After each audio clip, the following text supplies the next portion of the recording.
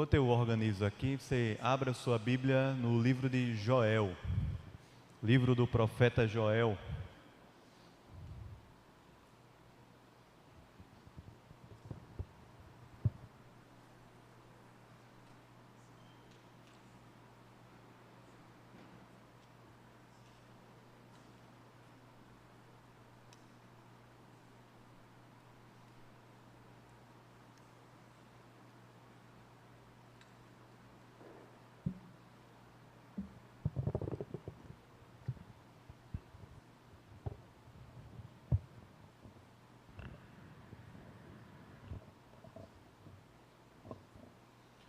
O profeta Joel, ele está bem escondidinho numa parte da Bíblia conhecida como Profetas Menores.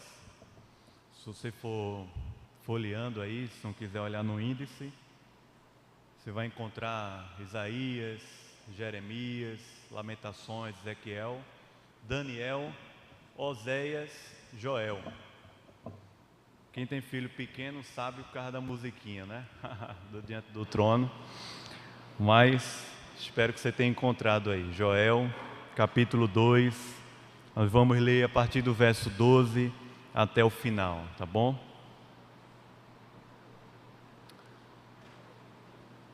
Joel, capítulo 2. Se você vê que tem alguém ao seu redor aí sem Bíblia, você pode ajudar também, tá bom? Ou até ajudar a encontrar. É um dos profetas menores na Bíblia.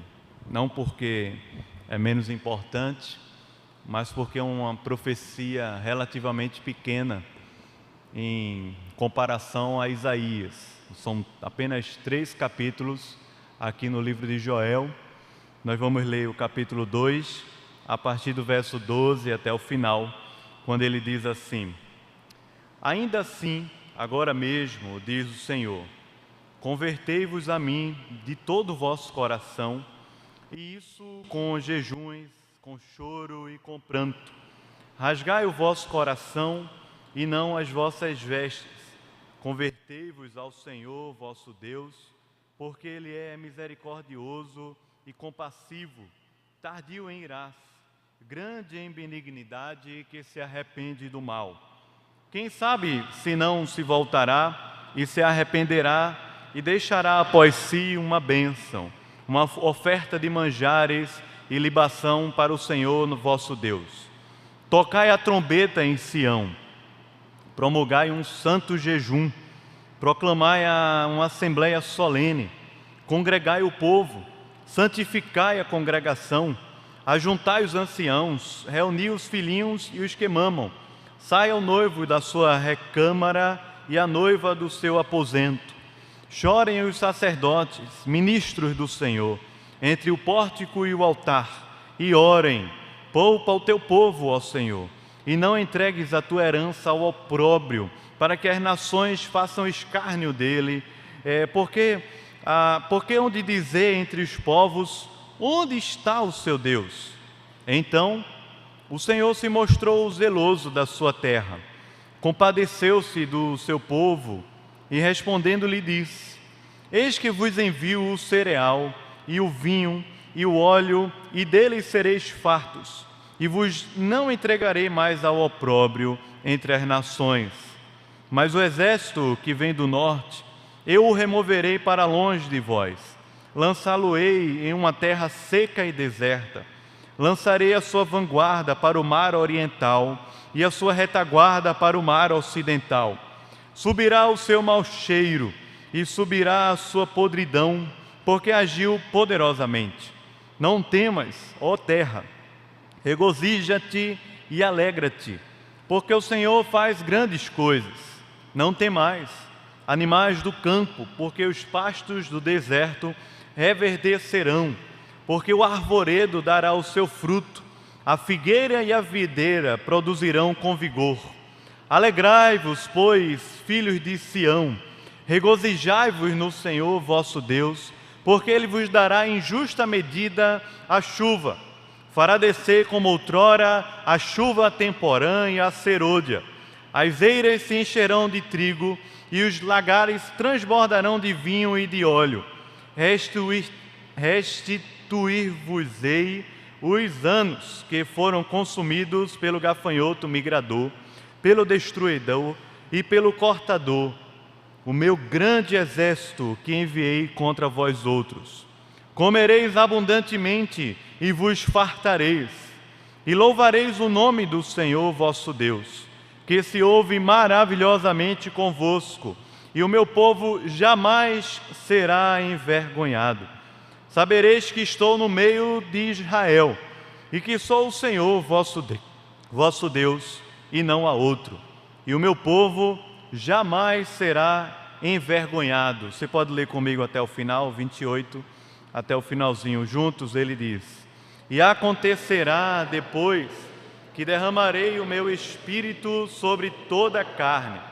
Vossos filhos e vossas filhas profetizarão, vossos velhos sonharão, e vossos jovens terão visões. Até sobre os servos e sobre as servas derramarei o meu espírito naqueles dias. Mostrarei prodígios no céu e na terra.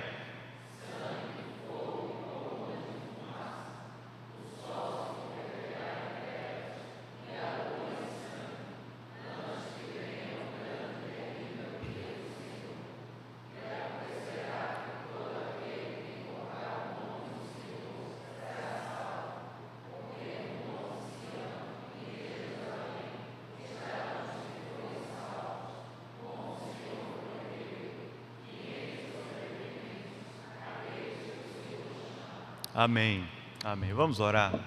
Senhor, mais uma vez, na Tua presença que estamos aqui, pedimos a Tua iluminação e a Tua graça.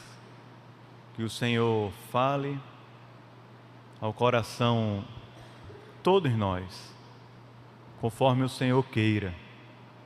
Uma palavra de salvação, de juízo, de ânimo, renovo, restauração, um aprendizado. Deus, te pedimos que o Senhor nos abençoe aqui, Pai. Já cantamos, entregando a nossa vida ao Senhor no Teu altar, consagramos dízimos, ofertas, consagrando assim também a nossa vida diante do Senhor. Pedimos que agora com a Tua palavra o Senhor nos encontre e nos abençoe, em nome de Jesus. Amém. Bom, irmãos, nesse mês de setembro, nós temos conversado aqui sobre o governo de Deus, ou Deus que reina sobre todos os governos da terra. E nós cremos nisso, e que não há nenhum governo na terra que não esteja debaixo do grande governo e do grande reino, que é o reino de Deus, do controle de Deus, a graça de Deus na vida da gente. Mas também, concomitantemente, ou dentro desse mesmo aspecto, eu tenho pregado aqui uma série a partir dos ofícios de Cristo, pensando que Deus governa hoje no que nós conhecemos como o reino de Deus através dos ofícios. Não fui eu quem criei isso, mas João Calvino, lá no século XVI, quando escreveu uma obra de doutrinação da igreja a partir da palavra, conhecida como Institutas de João Calvino. E no volume 2 das Institutas, João Calvino fala sobre os ofícios de Cristo que são revelados em toda a Bíblia. São revelados no Antigo Testamento de maneira figurada e simbólica, e todos eles são cumpridos plenamente em Cristo. E a partir de Cristo eles se fazem presentes na nossa vida como igreja. Não mais através de um homem, não mais através de uma nação, mas de uma maneira comunitária, a todos. Todos aqueles que são chamados por Deus, todos aqueles que são chamados pelo Espírito, são batizados no Espírito no momento da sua conversão, todos aqueles que creem e invocaram o nome do Senhor, e assim foram salvos, conforme nós lemos aqui em Joel, no capítulo 2, e vamos ler também várias vezes no Novo Testamento. Eu preguei os 2 sermões, primeiro falando sobre o sacerdote. Nós vimos isso no texto de 2 Reis, capítulo 17, Preguei falando sobre o rei no Salmo 78. Você pode ouvir essas pregações e pode conectar com a série ou no YouTube ou no podcast da igreja. Mas hoje eu quero falar sobre o ofício profético. E aqui você que não ouviu não vai ficar perdido, porque essa série em si, ou esse sermão em si, já com certeza vai conectar bastante a sua vida, o seu coração. E você perdeu ou não ouviu, porque foi em outros cultos, não vai ficar perdido. Mas hoje eu quero falar sobre esse ofício, que ele é o ofício de profeta. Nós temos hoje muitos entendimentos equivocados a respeito desse ofício e a respeito desse dom de profecia que aconteceu no Antigo Testamento, que se cumpre em Cristo e que nós vemos pela palavra do Novo Testamento que, de uma maneira geral, todos nós como igreja herdamos e temos como missão e vocação essa voz profética de Deus no povo de Deus e na terra onde o Senhor está colocando a gente para governar. Só que o grande equívoco na nossa mente é que pensamos nesse dom ou nessa voz profética através de um ou de outro nome, ou através de uma pessoa importante, um político evangélico que vai ganhar uma eleição e vai representar o corpo de Cristo na terra. Ou de repente é um grande pastor que tem uma voz forte aqui no Brasil e que é sempre chamado para falar nos jornais, nas entrevistas e em nesses ambientes aí. Ou num ator que, de certa forma, por ser famoso, tem muitos seguidores no Instagram, ele exerce uma grande influência na sociedade brasileira e assim ele pode ter uma voz profética aqui. Ou até num pastor que, dessa mesma veia midiática, tem uma grande influência por causa do seu Instagram e da sua voz aqui no Brasil.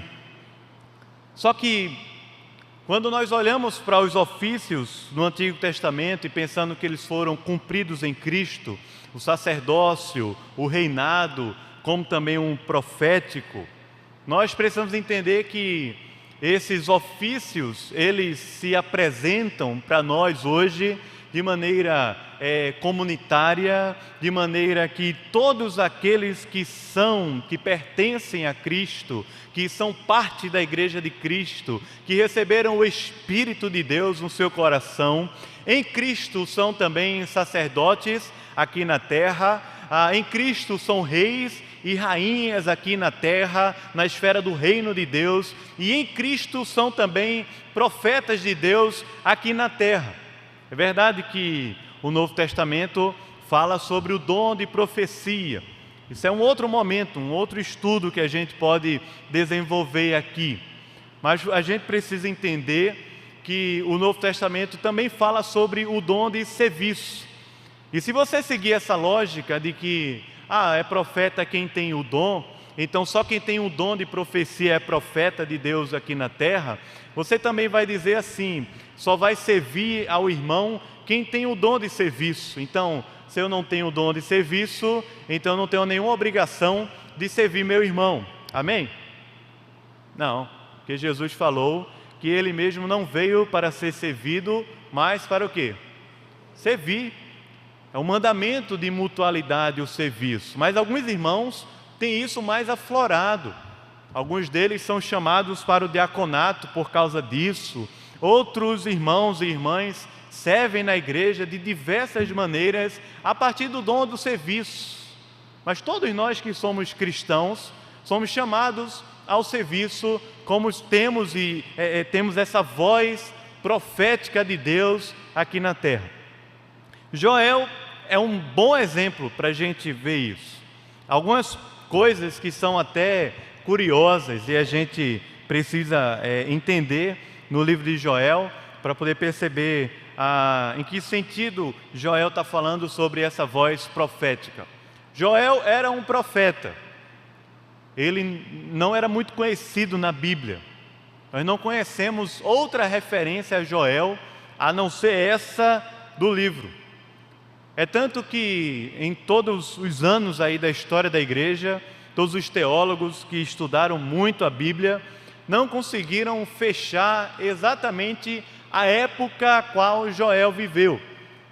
Isso eu acho que é tão importante para a gente, porque muitas vezes nós lemos textos bíblicos em uma determinada época e pensamos, isso foi só para aquele tempo lá. Talvez isso seja de propósito mesmo, para a gente ler Joel e entender que ele não estava falando, ou melhor, não estava falando apenas sobre o seu tempo, mas falando a todas as épocas, inclusive essa que nós vivemos, que nós podemos ler, interpretar e vivê-la à luz dessa profecia de Joel. Então nós não sabemos a época. Alguns dizem que ele profetizou há uns 800 anos antes de Cristo, na época do rei Joás, um período muito bom lá no Reino do Norte e no Reino do Sul em Israel. Outros vão dizer que ele profetizou depois do cativeiro babilônico, e vai haver muitos argumentos para um lado ou para outro. Particularmente, eu tenho uma opinião a respeito disso, mas não é isso que importa nesse momento.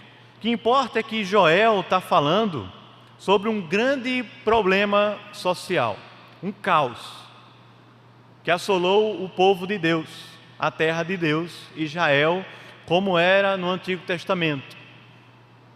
Joel era um profeta à moda antiga, aquele que falava, assim diz o Senhor. Nós, enquanto cristãos, não somos profetas como Joel, porque não podemos falar assim diz o Senhor, a não ser que abramos a Bíblia e façamos isso, porque Hebreus no capítulo 1 diz para a gente que tudo que nos foi falado nos conduz até Cristo, e em Cristo nós temos a plenitude, nós temos todo o cumprimento da profecia e da voz de Deus aqui na terra, e hoje Ele nos fala através de Cristo. O fato é que Joel era um profeta, e ele viveu um período turbulento e difícil, muito parecido com a nossa época hoje. Uma crise econômica, uma crise política também, uma crise religiosa.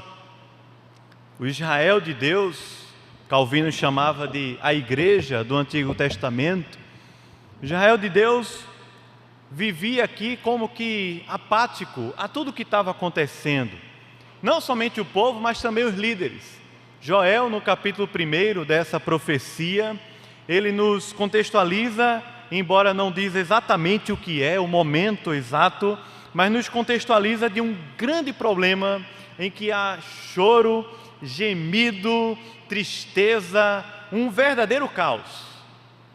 A figura do texto de Joel é uma figura assim forte, especialmente no retrato que ele vai desenvolvendo aqui no capítulo 1. Ele fala de gafanhotos, ele fala de 4 espécies de gafanhotos que assolaram lá a terra de Deus e a terra de Israel. Verdade que alguns vão dizer que isso era apenas uma figura. Eu prefiro crer que Joel estava falando de uma questão séria, de um problema real que aconteceu objetivamente em Israel. Uma praga de gafanhotos que comeu toda a terra, a produção, que trouxe assim uma calamidade social, que trouxe assim fome sobre a terra de Israel, que fez com que muitas famílias perdessem a colheita, perdessem assim a sua subsistência, o seu tempo, a maneira que ela construiu ou desenvolveu, aquele ano para poder sobreviver, ter o que comer dentro de casa. Só que Joel, fazendo isso, ou seja, como alguém que está num jornal, na Globo News, falando sobre o tempo e dando seu prognóstico, ele faz isso de uma maneira muito diferente. Joel não atribui isso ao governo. Joel não atribui isso a uma política externa.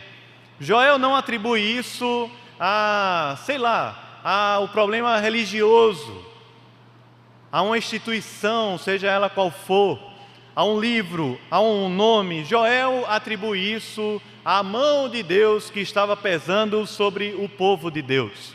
Joel consegue fazer algo que nós precisamos aprender bastante a fazer. Ler o nosso tempo não com as lentes, os óculos dos autores da nossa época. Ler o nosso tempo não com os óculos e as lentes dos especialistas em economia, política, filosofia e por aí vai.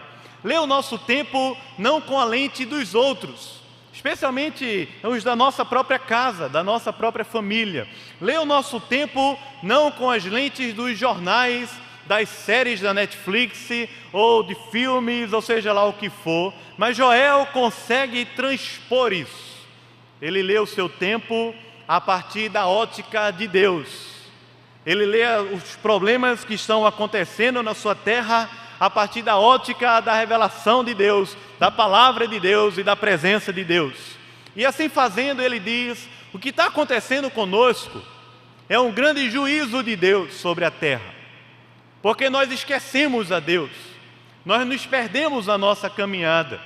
Deus é quem está por trás desses gafanhotos que estão aqui assolando a nossa terra.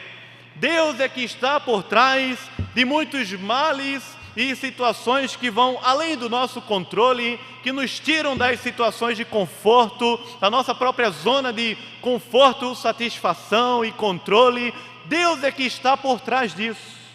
E assim no capítulo 1, enquanto ele vai desenvolvendo essa ideia, ele nos revela uma expressão que aparece muito na Bíblia, chamada de Dia do Senhor.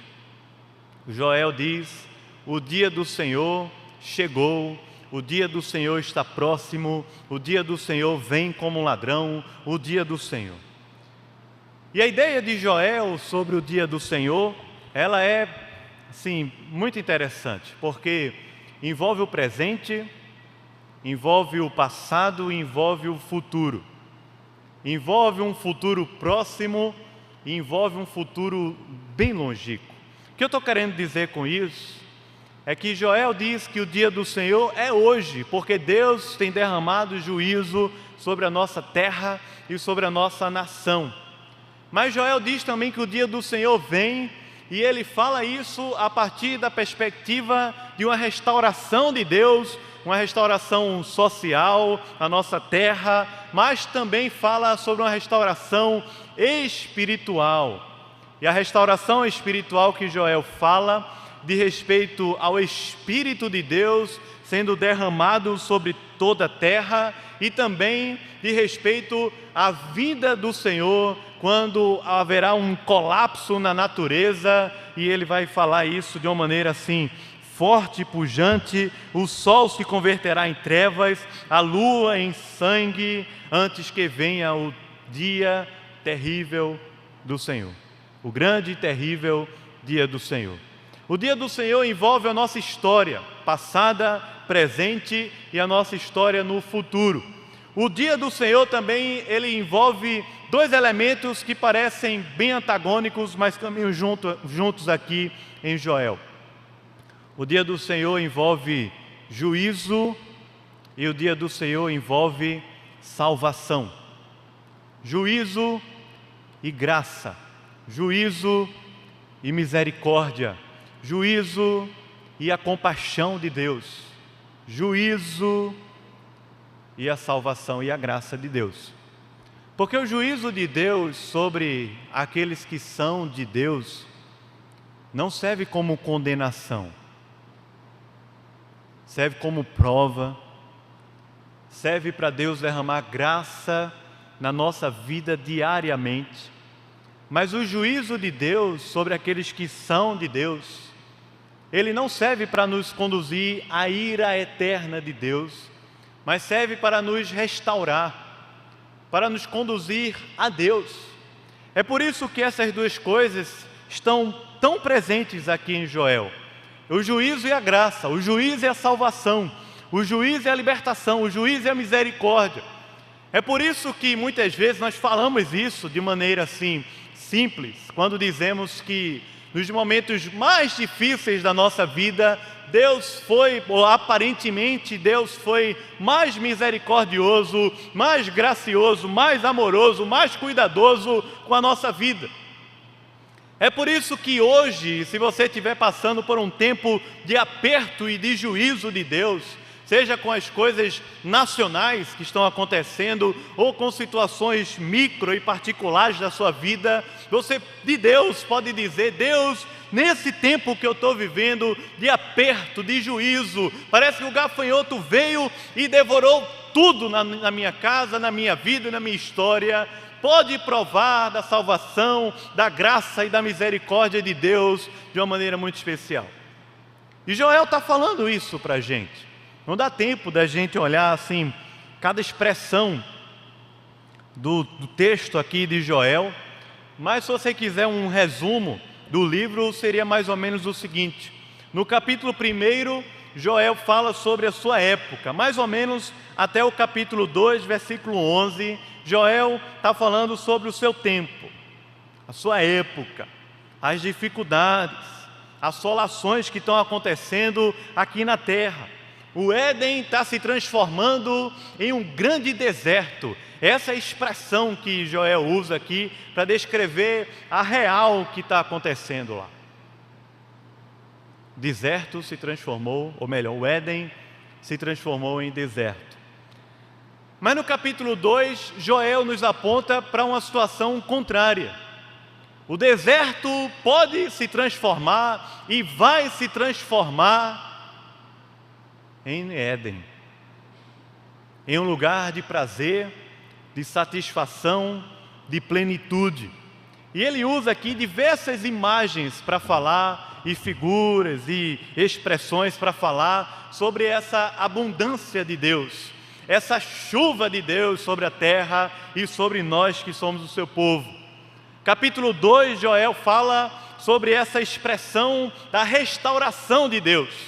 E na restauração de Deus, ela acontece no presente, porque Joel está olhando para o que Deus pode e vai fazer com o seu povo, mas também aponta para o que aconteceu um pouco tempo depois de Joel.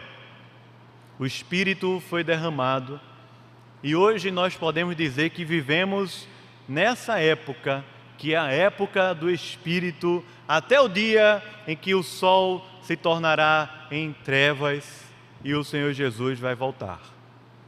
Nós vivemos nesse período que Joel está descrevendo aqui.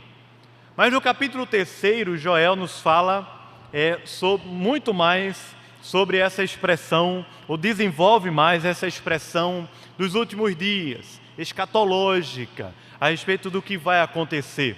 Interessante porque Joel, há uma curiosidade do livro, é o único profeta que menciona os gregos aqui.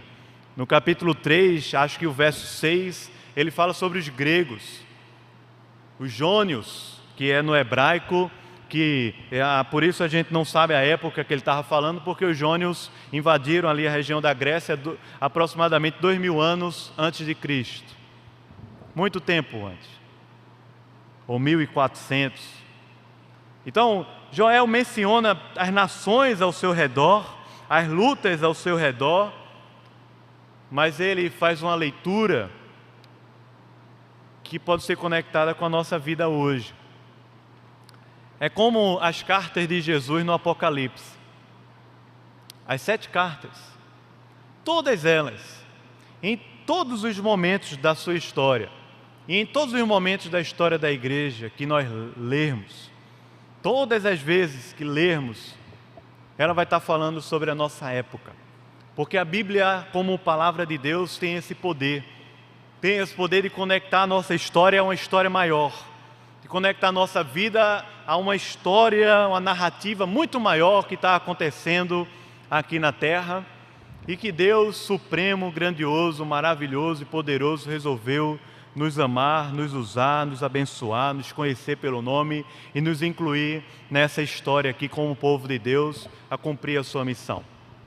Só que a partir do versículo 12, para a gente olhar bem para o texto que nós lemos, na linguagem, nessa ideia de que Joel nos fala sobre esse ofício profético no Antigo Testamento que se cumpre em Cristo, que diz respeito a nós. A partir do verso 12, Joel fala mais ou menos o seguinte: ainda assim, agora mesmo, diz o Senhor, a solução que Joel propõe para a calamidade pública, social e espiritual, é que nós devemos fazer o que, irmãos? Nos converter ao Senhor. Nos humilhar diante de Deus. Buscar a Deus com toda a nossa força. A gente poderia dizer isso de diversas expressões, diversas maneiras para falar o que Joel está nos propondo a fazer, do versículo 12 até o versículo 17. Essa é a primeira proposição do texto que nós lemos. Então, versículo 12 ao 17, Joel chama, conclama, ele nos coloca a uma missão com imperativos aqui no texto, de que se está difícil, se nós queremos realmente a presença de Deus e a restauração de Deus aqui na terra, não tem outra coisa para fazer a não ser nos humilharmos, nos convertermos, nos submetermos a Deus, a entregar o nosso coração e a nossa vida totalmente na presença de Deus, confiar e depender totalmente de Deus, buscar a Deus. É aquela coisa que é tão óbvia, que parece que se torna algo assim simples, leve, como se o óbvio de buscar a Deus, se converter ao Senhor, se arrepender na presença de Deus, clamar a Deus, andar na presença de Deus, o óbvio ficasse como uma coisa do passado, que está lá cheia de teia de aranha, que está lá assim tão envelhecida, que eu olho para trás e digo, eu não quero mais saber disso, isso é coisa do passado. Mas Joel, na sua época, ele está apenas repetindo o que a Bíblia diz o tempo inteiro para nós. Se está difícil, se precisamos de algo a mais, se carecemos de fato de uma intervenção, ela não é política, social, nem econômica, mas essa intervenção é a intervenção de Deus. E essa é a voz profética de Deus na terra, através da igreja e através de nós. Se há uma intervenção que precisa acontecer na nossa terra, ela não é política, econômica, nem social, ela é a intervenção de Deus sobre nós. É isso que nós proclamamos, é isso que nós temos a falar aqui na terra. É isso que nós temos pujante no coração, é essa mensagem, nós precisamos de Deus. Que a solução para a nossa situação dos gafanhotos devoradores, sejam eles econômicos, políticos, ideológicos, relacionais, é se converter, é buscar, é se quebrantar na presença de Deus. E Joel diz assim, quem sabe se ele não se voltará para nós. Ele usa até uma expressão difícil do arrependimento. Ele diz, quem sabe Deus não vai se arrepender, porque ele diz, como atributos de Deus, características de Deus, que Deus é misericordioso, Ele é compassivo, Ele é tardio em irar-se e Ele é grande em benignidade. Deus é fiel à sua aliança para conosco. E ele diz assim, Deus se arrepende do mal. É difícil essa expressão, porque a ideia do texto no original é dizer para nós que da maneira mais próxima do que a gente pode conhecer esse sentimento, ou essa atitude e ação de Deus, que não se arrepende porque fez algo errado na terra, porque Deus não age assim, Deus é Deus, mas se arrepende porque há um tipo de interação ou de mover de Deus que é melhor expresso e entendido para nós dessa maneira. Por isso podemos clamar a Deus. Quando Salomão estava ali edificando aquele templo, em 2 Crônicas, capítulo 7, verso 14, falando com o Senhor, Deus diz a ele assim, se o meu povo, que se chama pelo meu nome, se humilhar e orar e me buscar, mas não só, peraí, não é só isso não, e se converter dos seus maus caminhos, eu ouvirei dos céus, perdoarei os seus pecados e sararei a sua terra. É o óbvio que Joel está repetindo aqui. É o mesmo encontro que Deus teve com Adão e Eva lá no Jardim do Éden, quando eles se escondiam de Deus e a calamidade estava ali declarada de fato. É o mesmo encontro que Deus tem tido ao longo da história bíblica com homens e mulheres.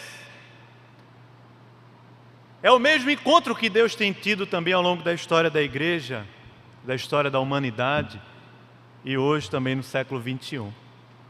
Ou seja, a voz profética de Deus na terra é um chamado constante ao arrependimento. Talvez muito parecido ali com o ministério de João Batista, como alguém que não está chamando para si a responsabilidade, não está chamando para si a atenção e os holofotes, mas está dizendo o tempo todo, em todas as esquinas dessa terra: arrependei-vos, porque Deus me colocou aqui na terra para preparar o caminho do Senhor, daquele que eu não sou digno nem ao menos de desatar as sandálias. Preparai o caminho do Senhor, preparai as veredas do justo, preparai, falai, abre a boca. E João Batista fez isso tão bem que custou a sua cabeça. Muitas vezes nós nos calamos apenas para preservar o nosso emprego. E João Batista falou isso e custou a sua própria cabeça. Nós nos calamos como a voz profética de Deus aqui na terra, apenas para conservar salário, um emprego, um título acadêmico, um projeto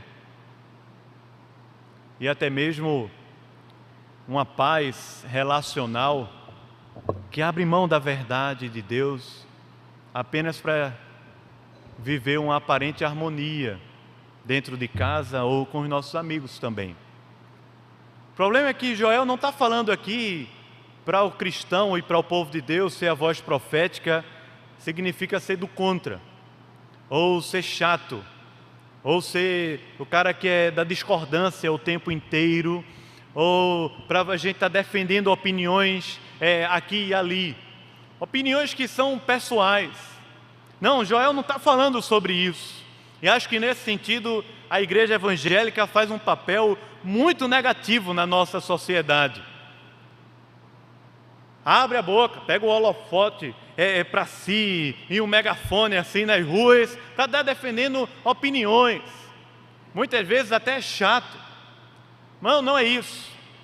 Porque o nível de perseguição a essa voz profética que Jesus também falou não é no âmbito da opinião, mas é no âmbito da voz de Deus, da palavra de Deus, da revelação de Deus, do Deus que controla e domina a história, do Deus que tem planos e propósitos para nós aqui na terra, e do Deus que é misericordioso, é compassivo, é tardio em irar-se, é fiel à sua aliança, é grande em benignidade, e que se arrepende do mal, como nós lemos aqui e já explicamos.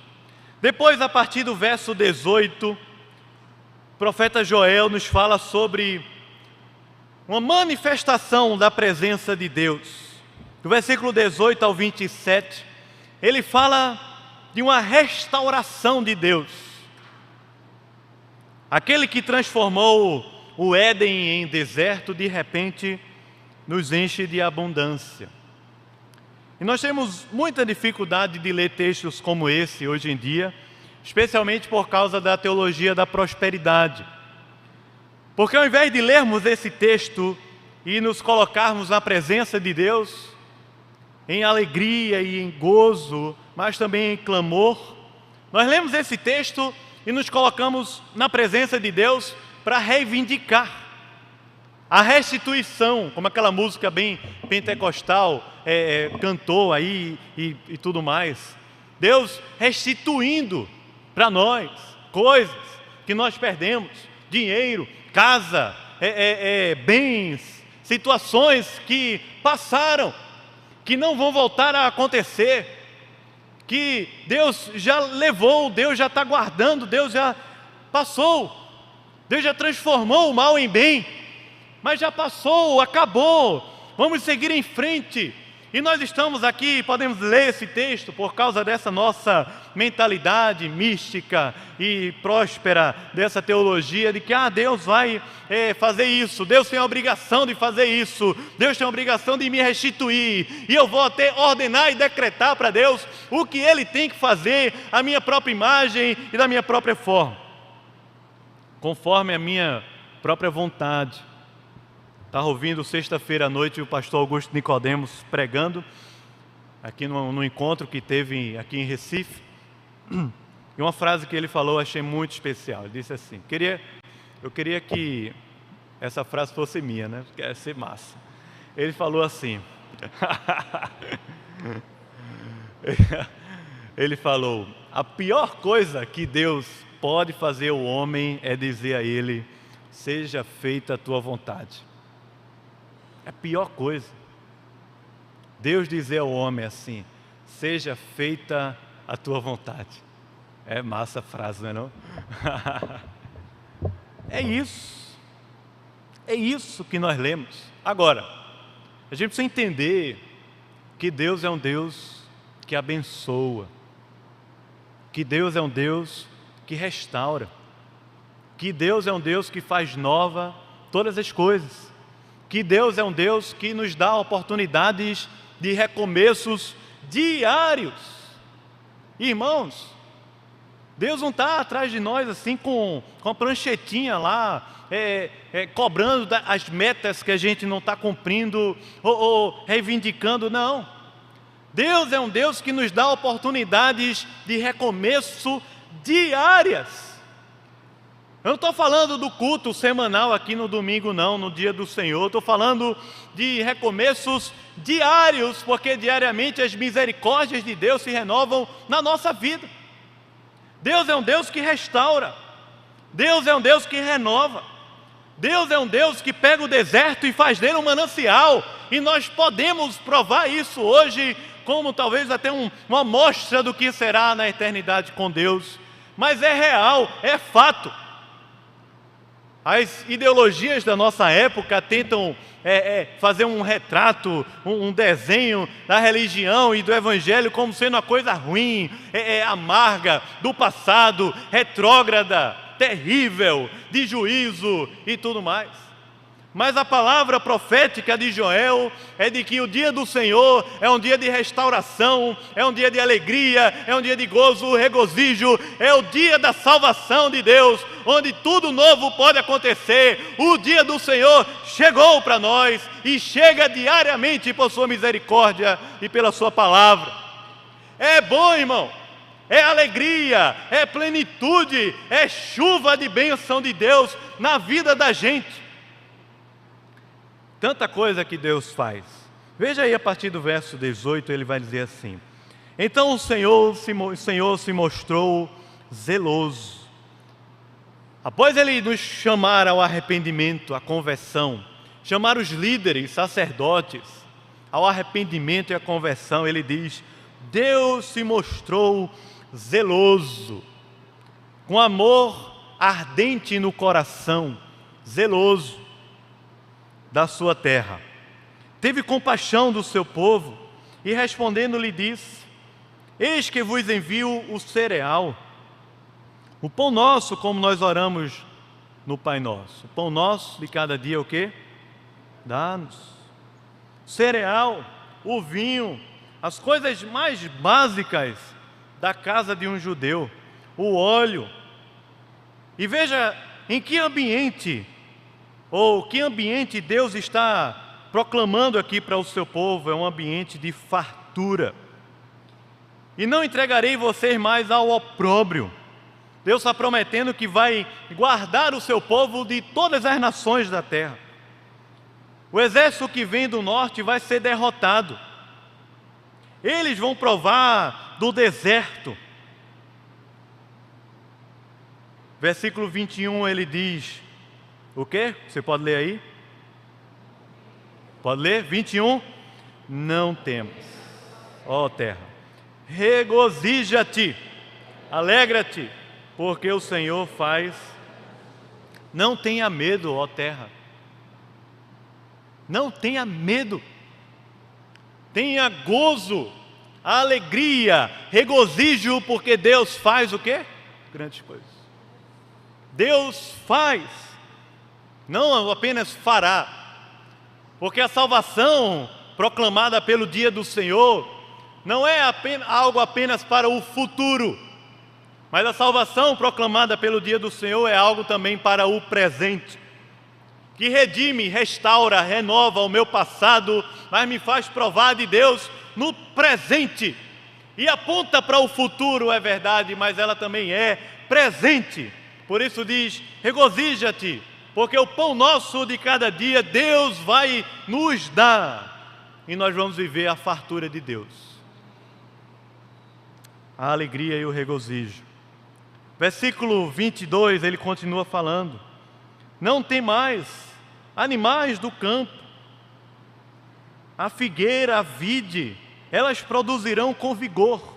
Versículo 23, alegrai-vos, filhos de Sião, regozijai-vos no Senhor. Irmãos, nós somos o povo de Deus para viver uma vida de Deus aqui na terra com alegria e regozijo. É uma grande mentira dizer que a alegria real e verdadeira é essa que está sendo proclamada pelos bares e festas e dinheiro, e pelo Instagram da turma aí famosa que vive passeando de lancha para lá e para cá, de jatinho e tudo mais.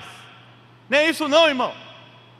Deus está falando aqui para nós como voz profética de que é a alegria que vem do Senhor que deve habitar e fazer parte da nossa história aqui na terra. Alegrai-vos. É um mandamento da palavra. Inclusive Paulo escreve lá aos Filipenses, quando estava preso numa situação horrível em Roma, e ele diz o tempo inteiro: alegrai-vos no Senhor. Ele está falando aqui no Antigo Testamento, e ele diz: porque Deus derramará a chuva. Para que o povo lá daquela época não tivesse dúvida de que chuva era essa, ele diz: a chuva do início da plantação, que faz com que as sementes elas encontrem ali condições propícias para frutificar. Ele chama de chuva temporã, no versículo 23. E é chuva também serôdia, aquela que quando os frutos estão saindo, ela rega, para que eles não sequem antes de serem colhidos. Chuva, como nós cantamos um hino, chuva de bênçãos, chuvas que são abundantes, que restauram, que restituem em nós a alegria, a abundância, a fartura na presença de Deus. E no versículo 27 ele encerra essa parte dizendo assim: sabereis que eu estou no meio do meu povo, no meio de Israel, e que eu sou o Senhor vosso Deus e não há outro, e o meu povo jamais será envergonhado. Meu povo jamais será desamparado. Meu povo jamais será envergonhado. Daí, na última parte desse texto, ele nos fala sobre uma promessa maravilhosa, que é a promessa do Espírito. Se você acompanhar direitinho, versículo 12 ao 17, diante dessa situação que nós entendemos aqui em Joel, ele nos chama a buscar a Deus em arrependimento, em choro e em conversão ao Senhor. Versículo 18 ao 27, ele nos fala de uma restauração e fartura e abundância e alegria que vem de Deus no presente. Mas a partir do verso 28, a voz profética de Joel nos conecta com o futuro. Aquele povo ouviu isso apenas como algo futuro. Mas, irmãos, nós temos hoje o privilégio de dizer que já estamos vivendo isso no nosso presente. Aquilo que Hebreus fala de uma maneira assim, tão poderosa, e que aquele povo viu assim como coisa que era distante, longe, e nós alcançamos a promessa. Nós podemos ler esse texto não com a expectativa de algo que vai acontecer apenas, mas como algo que já aconteceu, já existe dentro de nós, e nós já podemos provar e desfrutar aqui na terra. É verdade que ele nos fala sobre um outro dia, um outro momento, mas são dois atos redentores de Deus na terra: a redenção e a consumação dos séculos. A redenção que aconteceu por meio de Jesus Cristo, que morreu, mas também ressuscitou e está sentado à direita do Pai. E nesse processo ele disse assim: enviarei para vocês outro Consolador, o meu Espírito, o Espírito da verdade, que estará convosco, e ele será o poder para que vocês sejam testemunhas, tanto aqui em Jerusalém, em Samaria, em qualquer lugar, até os confins da terra. Até quando o Senhor voltar. Eu vou preparar morada. Mas quando voltar, vai haver de fato a restauração que Jesus chama de consumação dos séculos. E que Joel diz que é esse grande e terrível dia do Senhor. Mas o que Joel está falando é o que Pedro lê lá no Pentecostes. Você pegar, estiver anotando aí Atos capítulo 2, você vai ver que quando o Espírito é derramado lá no Pentecostes, Pedro toma a palavra e diz: hoje se cumpriu a profecia de Joel. E ele cita aqui exatamente os versículos 28 em diante, quando ele diz: e acontecerá depois que derramarei o meu Espírito, não sobre um profeta especial que vai salvar o mundo, não sobre aquele famoso, não. Derramarei o meu Espírito sobre toda a carne. Todos aqueles que invocarem o nome do Senhor, toda a carne. Aqui ele está dizendo que não é apenas sobre os judeus, é sobre todas as nações da terra. Não é para ricos apenas, mas para ricos e pobres. E ele diz que isso também não é para pessoas mais maduras, mas é do mais novo ao mais maduro.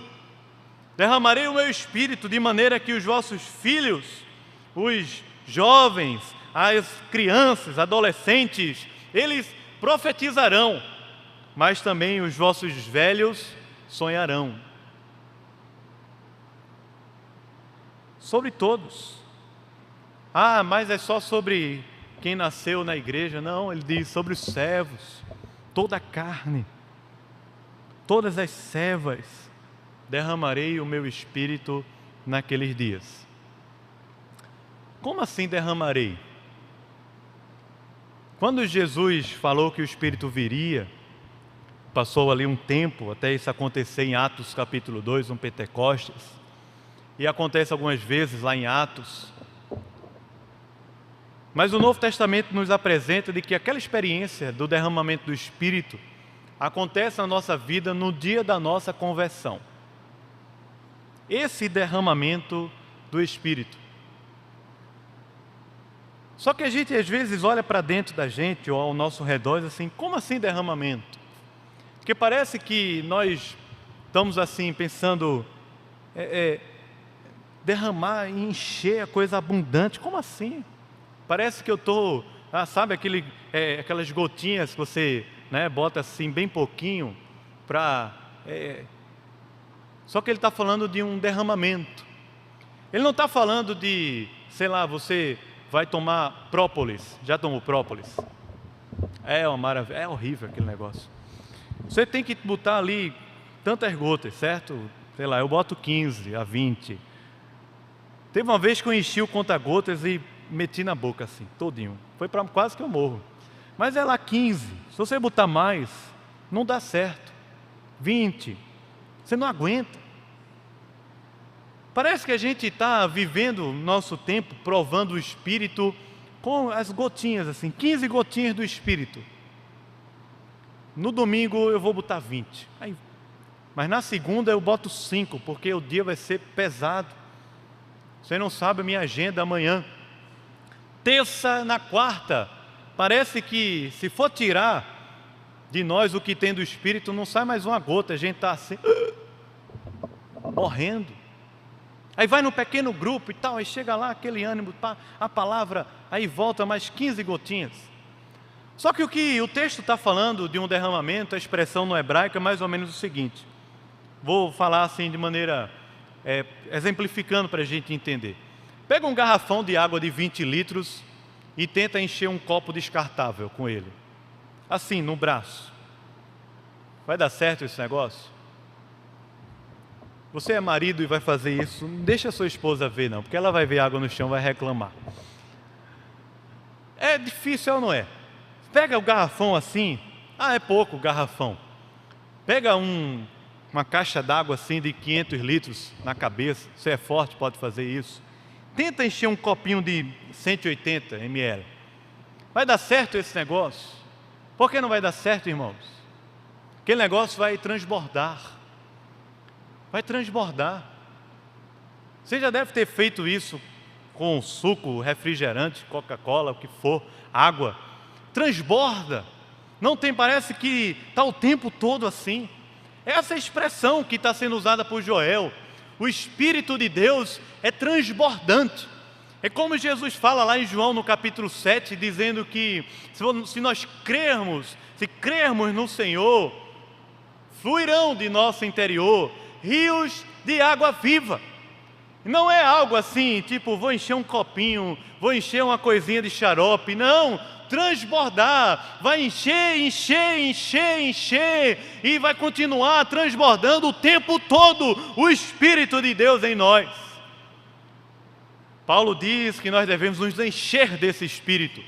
Paulo também diz que nós não devemos apagar o Espírito de Deus em nós.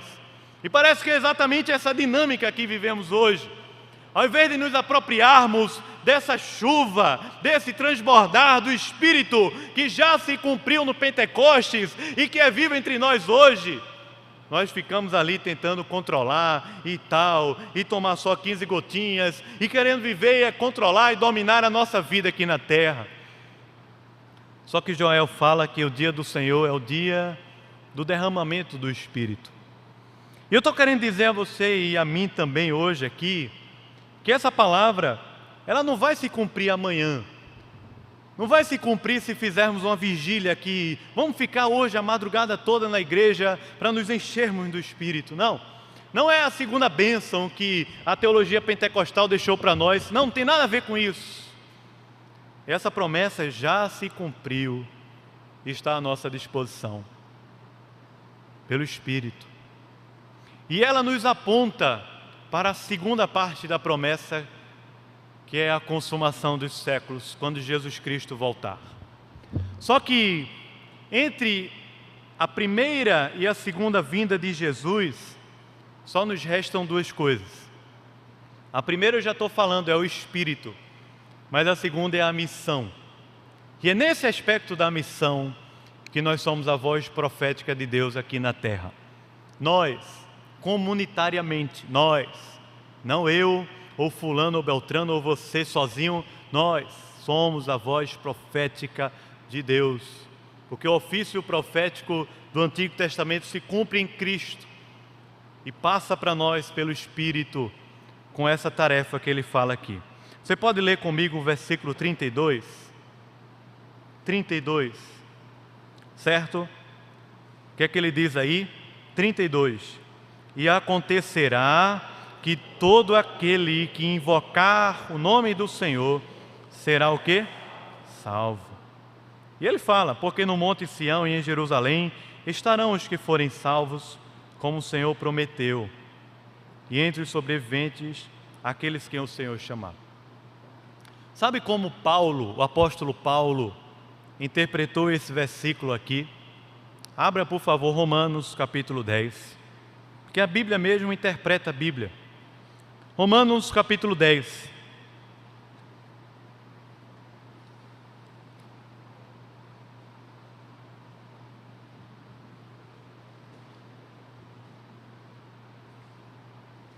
Veja como Paulo interpreta e aplica essa segunda parte da profecia de Joel do nosso tempo. Todo aquele que invocar o nome do Senhor será salvo. Ele diz, capítulo 10 de Romanos, a partir do verso 13, tá? Até o final, para simplificar, ele diz, porque todo aquele que invocar o nome do Senhor será salvo. Paulo está citando Joel. Versículo 14, ele diz, como porém invocarão aquele em quem não creram? Você pode ler comigo? E como naquele de quem nada ouviram, e como ouvirão se não há quem pregue? E como pregarão se não forem enviados? Como está escrito: quão formosos são os pés dos que anunciam coisas boas. Ao invés de a gente ficar assim, como muitas vezes fazemos, tentando complicar o texto bíblico, Paulo nos dá a interpretação. Ele diz: o que Joel estava dizendo lá é que o que nos resta pelo Espírito aqui na terra até Jesus Cristo voltar é a missão. Porque todo aquele que invocar o nome do Senhor será salvo.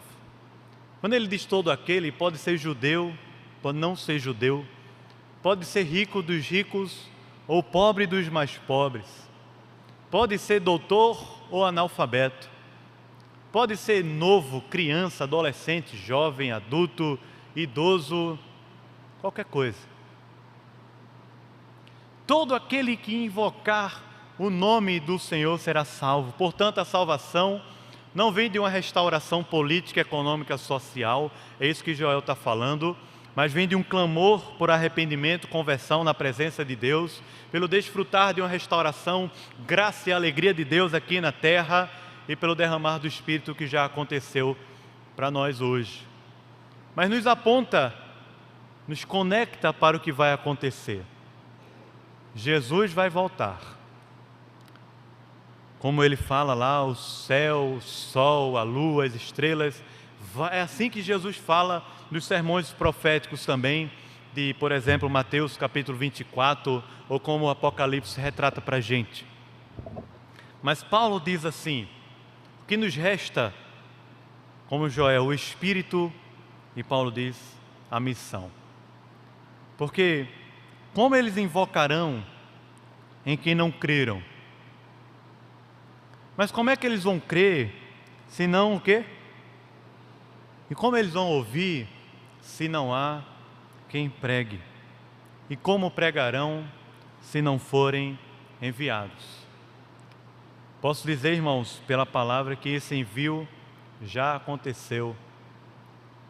Se você já é convertido, mas se você sente o mover de Deus hoje e quer entregar sua vida para Jesus, hoje, através de um quebrantamento, você pode receber o Espírito de Deus e ser enviado por Deus aqui na terra. E o envio na nossa vida aconteceu no dia da nossa conversão. E ele vai acontecer até quando o Senhor Jesus voltar ou nos levar para si. É assim que Joel conclui a profecia. No capítulo 2 ele continua, como falei, no capítulo 3, desemboca em nós na missão. Portanto, olhando para isso tudo que Joel nos apresenta, nós continuamos com a mesma caminhada e a mesma proposta. Nós podemos buscar a Deus, nós podemos crer que em Deus nós temos a solução da nossa vida e da nossa história. Nós podemos, olhando para Deus, desfrutar de mananciais e fartura e abundância, que não diz respeito apenas a bens materiais, mas que os envolve também muitas vezes, porque Deus é um Deus que abençoa conforme a sua vontade para a sua glória. Mas nós podemos também nos apropriar desse derramamento do Espírito que já aconteceu, provando do Espírito e proclamando esse dia do Senhor como missionário e servo de Deus aqui na terra. Por isso que a voz e o ofício profético de Cristo se cumpre em nós, porque dele faz parte todos aqueles que têm o Espírito, a quem foi derramado como uma grande chuva, tempestade, como gente que está realmente encharcada pelo Espírito, e não apenas aquela gotinha, aquele chuvisco, mas foi encharcado pelo Espírito em nossa vida. Vamos orar? Puder fechar os seus olhos, a gente vai orar ao Senhor.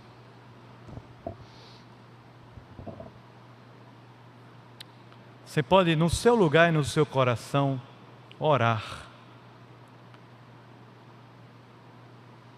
Porque você sabe melhor do que eu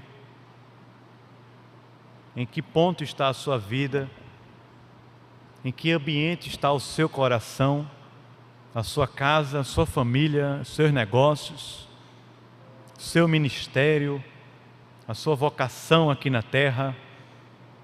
Você sabe. Eu sei de mim também. E Deus pode também nos revelar pelo Espírito e pela Palavra, que lê o nosso coração e nos ajuda a interpretar o mundo. Ó Senhor, Deus maravilhoso, compassivo, longânimo, Deus de aliança, de amor, de graça, de promessas que se cumprem e que se cumprirão, que nada foge ao controle das tuas mãos, e tudo, Senhor, tudo é conduzido aos teus propósitos, a tua vontade boa, perfeita e agradável. Senhor, nos abençoa, Pai, a todos aqui, que saiamos alimentados pela tua palavra, mas cheios do teu Espírito também, inundados, abundantes, para vivermos aqui na terra como profetas, como reis, como sacerdotes do Senhor, como Pedro nos chamou, dizendo que somos assim, sacerdócio real, nação santa, povo de propriedade exclusiva, que proclama as virtudes do Senhor, que nos chamou das trevas para a sua maravilhosa luz. Louvado seja o teu nome, bendito seja eternamente o teu nome. Nós te honramos e te adoramos aqui nesse lugar, nos entregamos a ti, que sabemos que como teu povo podemos nos entregar ao Senhor, nos converter no nosso coração e provar da tua bondade e da tua salvação na nossa vida o dia do Senhor. Nos abençoa, nos restaura, renova-nos, em nome de Jesus. Amém.